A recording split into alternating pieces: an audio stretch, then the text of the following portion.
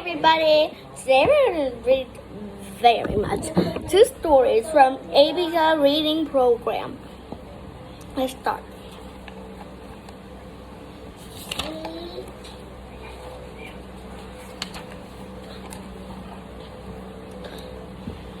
First is the poem. My bed is a boat. Robert Louis Stevenson.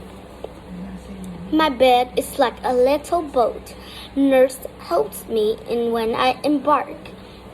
She girds me in my sailor's coat and start me in the dark.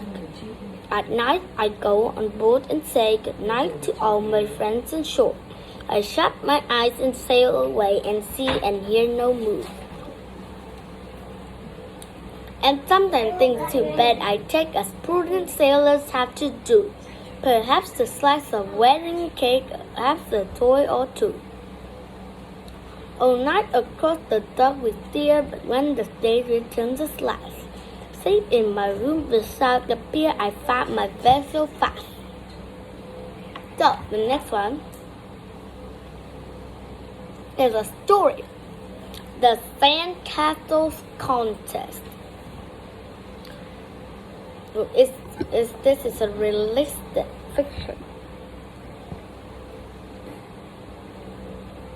Corey and Emma could hardly keep still in their seats. In Emma's hands there was a purple bucket and a yellow plastic shovel. In Corey's hands there were 2 blue buckets and a red shovel. They looked out of the car windows as they passed palm trees and tall wooden signs pointing the way to Crab Cove Beach. They had been waiting for this all week long. Today they were going to have a sandcastle contest. As soon as Dad parked, Corey and Emma took off their seat belts and jumped out of the car. It wasn't long before their toes were in the warm sand.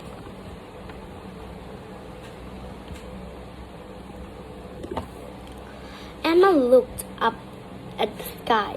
A perfect day for sandcastles, she said. They're not even a cloud. Don't forget the sunscreen, said Mom as she tossed it to Corey.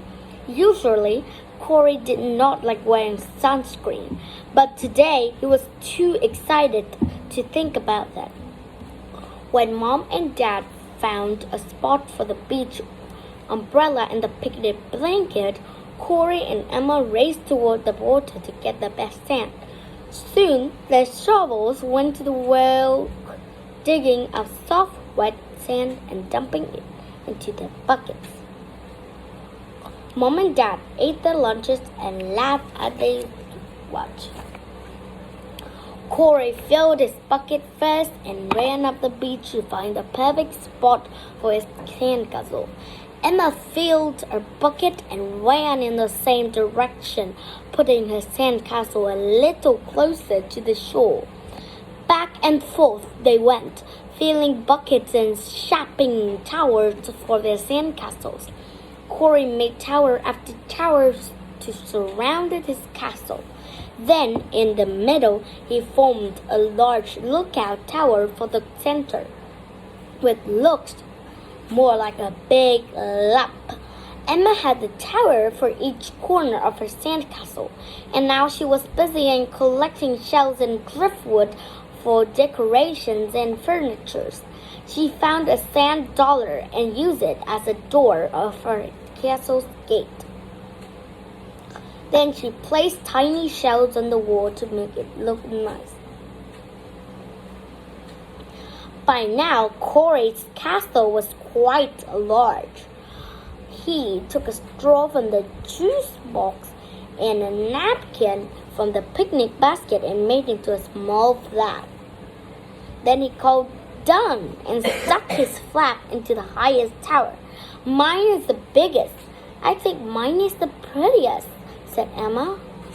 How will you decide which one is better? Asked Mom. They are both very good. Corey thought for a moment. They ran into the water. He stood there, staring into the waves. In another minute, he reached down and grabbed something. What is it? asked Emma. A hermit crab, said Corey. It can decide for us.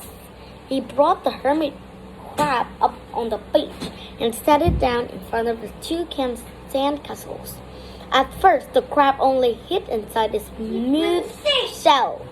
When Emma and Corey were very quiet, it poked its feet out again. How would the hermit crab decide it? Asked Dad. He and Mom had come over and watched as well. They all whispered so that they would not scare the crab.